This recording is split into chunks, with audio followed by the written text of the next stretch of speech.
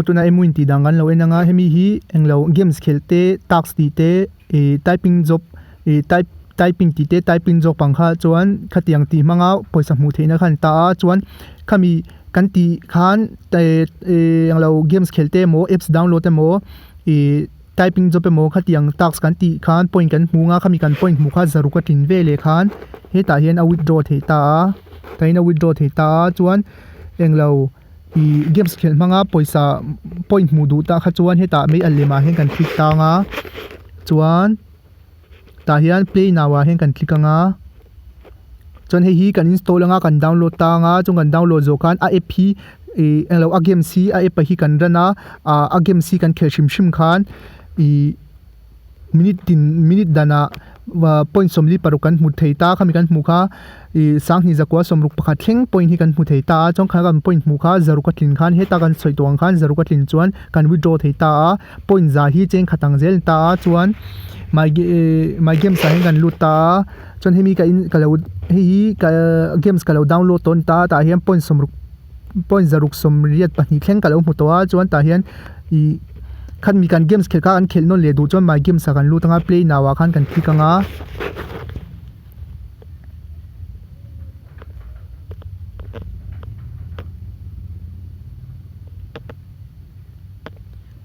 chuan tia in ran shim khan a in count to shim a hemi hi minute khat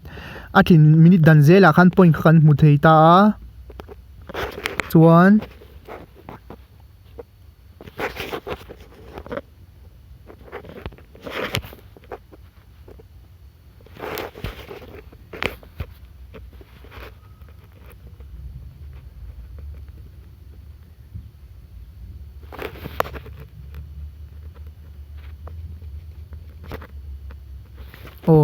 chuan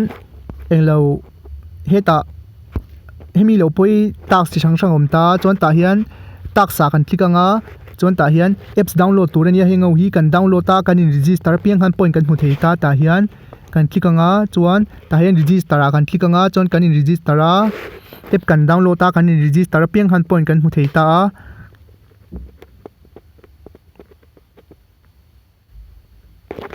hian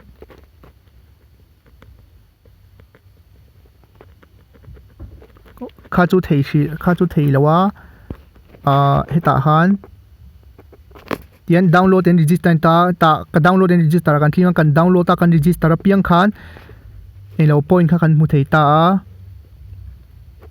download and register kan click ta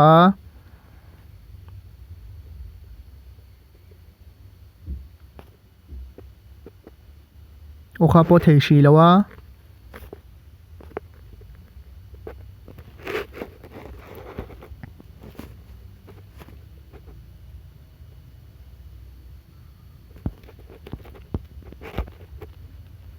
tian download and register a kan click ta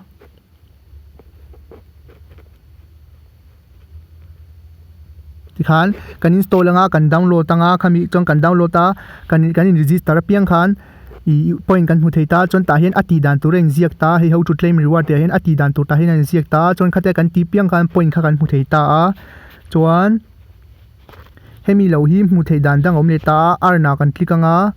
ta hian hemi typing job te sort word te mind finder te hetiang sort abcd le sort number ti te hemi tatang hem point kan hmu thei vek ta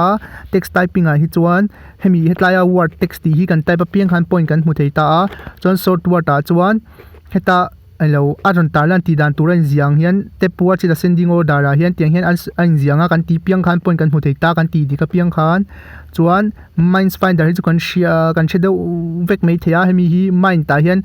zon turan ta kan click a piang khan ti khan kan ti di ka piang khan point kan hmu thei ta chuan sort abcd a hian ta hian ta a step a to z an tinga a tanga z kan step chho piang khan point kan hmu thei bok ta chuan sort number a sian ta hian number ati dan tuin ziangin tap the number from highest to lowest asang ber tran noi ber kan than chho piang khan khami kha kan ti dik vek chuan point kan hmu thei bok ta chuan sketch card hi chu nge kan dona piang khan ta hian sketch card hi chu kan hmu thei bok ta chuan hei hi englo code hei hi giveaway code englo claim redeem na ni ta ta hian kan copy nga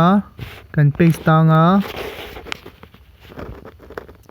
ni khata voi khachia englo claim thei ta hi chuan hemi heng ho atep starting te source was mine find that hi unlock tur chan heta apps download tu ni mi pakhatal kha englo kan download anga ya khami kha pakhatal khama apps download ami kha pakhatal attacks kha kan ti zo nuwa che hemi heng ho text typing source was left ma minds find that hi ho hi englo kan unlock thei ta a chong khami lo kha ta hian ti tur dang om le ta hian kan click ta chon hemi hi sang heta in jiang hian sang li sa point sang li zan ni somsari panga theng hian point hi kan hmu thei ta ice cream ma hian chuan heta kan click ta chuan ta hi ati dan turen ziak vek ta level 10 kan thlen huna point za somthum panga kan munga level 50 kan thlen huna zathum som panga kan hmuta nga chuan ati dan tur chu play now khan kan click anga chuan ta hian kan install anga kan download anga chuan a game si kan khelanga chuan kan khela chuan level 10 kan thlen huna khan point kha kan hmu thei ta heta mi ang khan en jiang khan point kha kan hmu thei ta chuan ta hin hei game sa download tur ta hin om chau ta chuan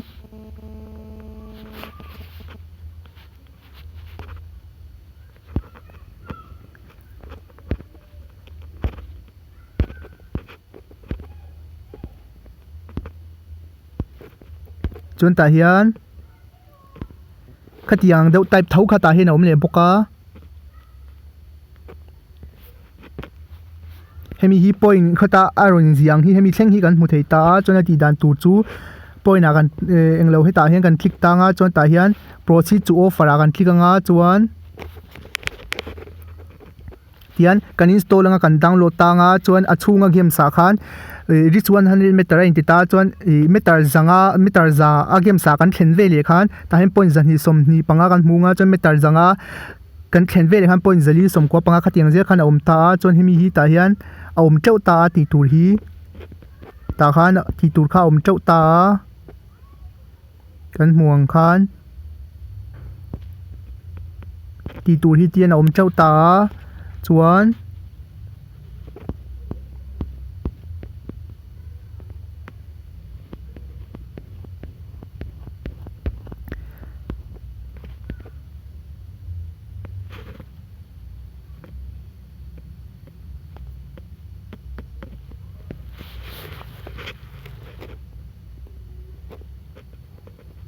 chuan tuna ka withdraw chinanga withdraw kan thikanga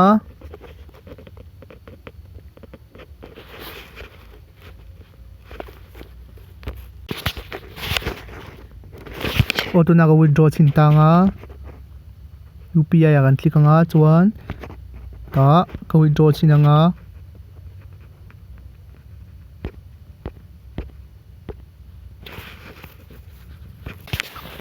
tuna ka withdraw chinanga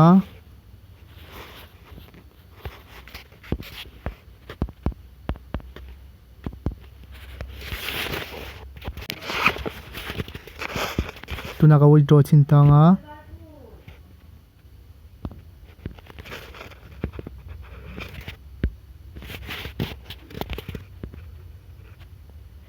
yang ka withdraw hi englo arang lutuka englo minute nga tanga minute som le kanita nga tur kha ting ka withdraw chinta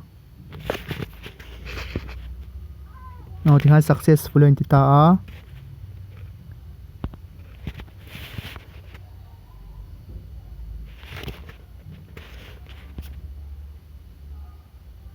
ngak lokila withdraw hi ranga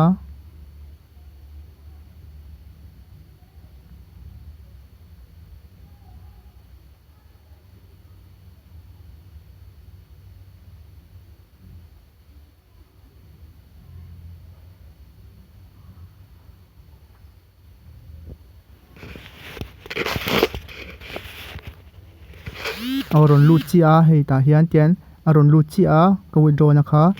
chuan hemi hi arin tlaka englo in lo ti ve chau don nia